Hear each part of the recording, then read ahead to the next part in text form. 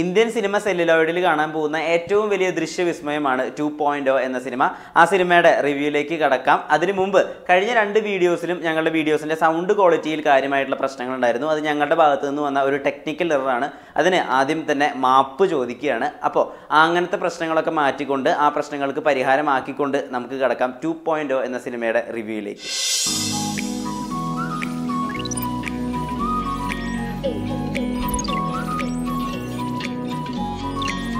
2010 Enthiran release ചെയ്യണത്. Robotics ആദ്യമായിട്ട് ഒരു മെയിൻ സ്ട്രീം സിനിമയിൽ ഫീച്ചർ ചെയ്ത സിനിമയായിരുന്നു എന്തിരൻ. 2018 2.0 റിലീസ് ചെയ്യുന്നു. 2.0നെ പറ്റി ഒറ്റ വാക്കിൽ പറയുകയാണെങ്കിൽ എന്തിരൻ എഫക്ട് മൾട്ടിപ്ലൈഡ് ബൈ 8 എന്ന് വേണം പറയാൻ. ശങ്കർ എന്ന ഒറ്റ പേര് തന്നെ വലിയൊരു ബ്രാൻഡ് നെയിമാണ്, ഒരു വലിയ വിഷണറി ഡയറക്ടറാണ്, വൻ സംഭവമാണെന്നൊക്കെ നമുക്കറിയാം. പക്ഷേ 2.0 എന്നുള്ള സിനിമ അദ്ദേഹം ഒരു റിസർച്ച് സ്റ്റുഡൻറ്റിനെ പോലെയാണ് തയ്യാറാക്കി വെച്ചിട്ടുള്ളത്. നമുക്ക് അറിയാവുന്ന കുറേ കാര്യങ്ങളെ അറിയാത്ത രീതിയിൽ അദ്ദേഹം അറിയാത്ത ആംഗിളിൽ പറഞ്ഞു. അതുപോലെ തന്നെ നമുക്ക് അറിയാത്ത കാര്യങ്ങളെ അറിയുന്ന ആംഗിൾ വെച്ച് നമുക്ക് പഠിപ്പിച്ചു തന്നു. 2.0 എന്ന സിനിമയെ സംബന്ധിച്ചിടത്തോളം ശങ്കർ എന്നുള്ള ഡയറക്ടർ സ്ക്രീൻ പ്ലേ ഹാക്സ് എന്ന് പറയുന്ന ഒരു സംഭവം പൂർണ്ണമായിട്ട് യൂസ് ചെയ്തിട്ടുണ്ട്.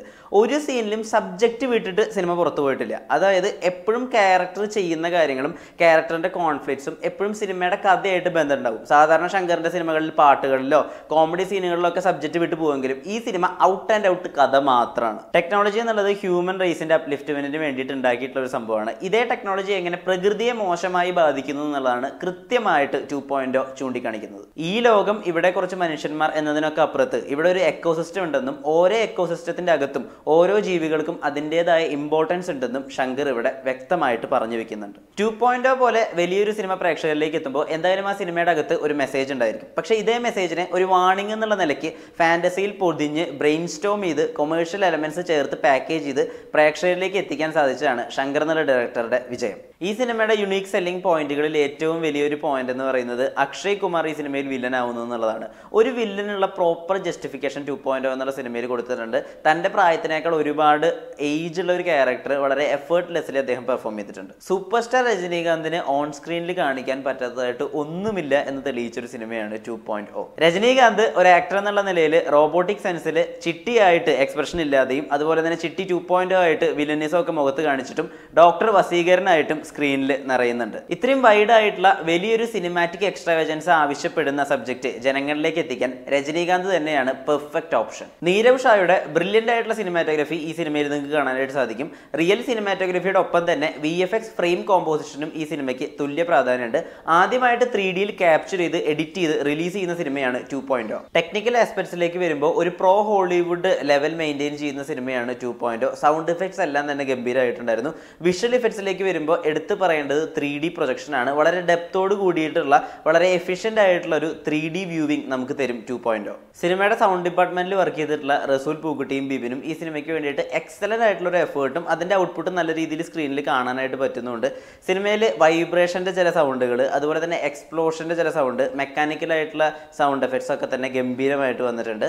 സിനിമയിൽ ഉപയോഗിച്ചിട്ടുള്ള സൗണ്ട് എഫക്ട്സ് എല്ലാം തന്നെ സിനിമയുടെ 3D വിഷ്വൽ എഫക്ട്സിനോട് കട്ടയ്ക്ക് കട്ട നിൽക്കുന്നതായിരുന്നു. മനുഷ്യരെ സഹായിക്കുന്ന പേഴ്സണൽ അസിസ്റ്റന്റ് റോബോട്ടായിട്ടാണ് ഈ സിനിമയിൽ എമി ജാക്സൺ വരുന്നത്. വളരെ സെക്സി ആയിട്ട് ഒരു സയൻസ് ഫിക്ഷൻ സിനിമയിലുള്ള ഫീമെയിൽ ലീഡിന് ചെയ്യാവുന്നതൊക്കെ ഈ സിനിമയിൽ എമി ജാക്സൺ ചെയ്തിട്ടുണ്ട്. സിനിമയുടെ ട്രെയിലറും ടീസറും കണ്ടപ്പോൾ ഐശ്വര്യ റായിക്ക് സിനിമയിൽ റോൾ ഇല്ല എന്നാണ് വിചാരിച്ചത്. പക്ഷേ പുണ്യാളൻ പ്രൈവറ്റ് ലിമിറ്റഡ് എന്ന സിനിമയിൽ അജു വർഗീസ് ഒക്കെ വരുന്നത് പോലെ ഈ സിനിമയിൽ ഒരു റെഫറൻസ് ആയിട്ട് പല സ്ഥലത്തും ഐശ്വര്യ റായിയുടെ ക്യാരക്ടർ വരുന്നുണ്ട്. സിനിമയിലെ ബാക്ക്ഗ്രൗണ്ട് മ്യൂസിക് എ ആർ റഹ്മാനാണ് ചെയ്തിട്ടുള്ളത്. ഇലക്ട്രോണിക് മ്യൂസിക്കിലൂടെ സിനിമയുടെ ഒരു സോണിലേക്ക് പ്രേക്ഷകനെ കൃത്യമായിട്ട് ഇറക്കി വെക്കാൻ എ ആർ റഹ്മാൻ സാധിച്ചിട്ടുണ്ട്. ഫസ്റ്റ് പാർട്ടിലെ പോലെ മനസ്സ് കവരുന്ന പാട്ടുകളൊന്നും എ ആർ റഹ്മാന്റേതായിട്ട് 2.0യിൽ കണ്ടില്ല. VFX രംഗങ്ങളിൽ പല ഭാഗത്തും ഉപയോഗിച്ചിട്ടുള്ള ടെക്സ്ചറിന് ഒരു ആർട്ടിഫിഷ്യാലിറ്റി തോന്നുകയും ക്ലൈമാക്സ് രംഗങ്ങളിൽ ഉൾപ്പെടെ പല ഭാഗത്തും VFXന് ഒരു മികവ് പുലർത്താൻ സാധിക്കാതിരിക്കുകയും രജനീകാന്തിന്റെ ബോഡി ഡബിളുകൾ പല സ്ഥലത്തും ബോഡി ഡബിളുകളായിട്ട് തന്നെ ഫീൽ ചെയ്യുകയും ചെയ്യുന്നത് ഒഴിച്ചു മാറ്റി നിർത്തി കഴിഞ്ഞാൽ ഭാരതത്തിലെ ഓരോ പൗരനും പൗരിക്കും അഭിമാനിക്കാനുള്ളതൊക്കെ തന്നെ 2.0 എന്ന സിനിമയ്ക്കുണ്ട്.